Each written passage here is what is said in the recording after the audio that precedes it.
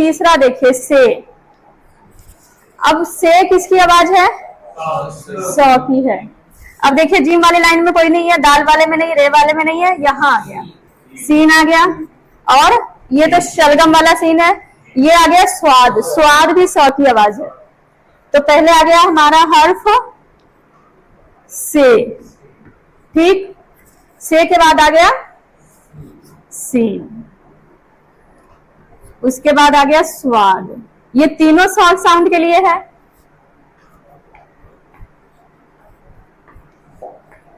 ये है सौ के लिए, ठीक। अब देखिए सौ से भी आपको बहुत कम मिलेंगे लफ्ज और स्वाद से भी कम मिलेंगे।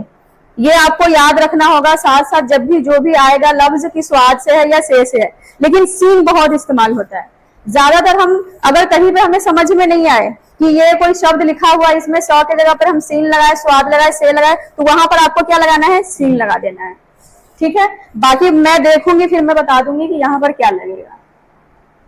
इसकी प्रैक्टिस करनी होती है, इसको आपको महसूस, ये अंदर की चीज होती है, ये खुद ही महसूस होती है। आप ज्यादा प्रैक्टिस कर लेंगे, ज्यादा किताबें पढ़ लेंगे तो आपको महसूस हो जाएगा, ठीक।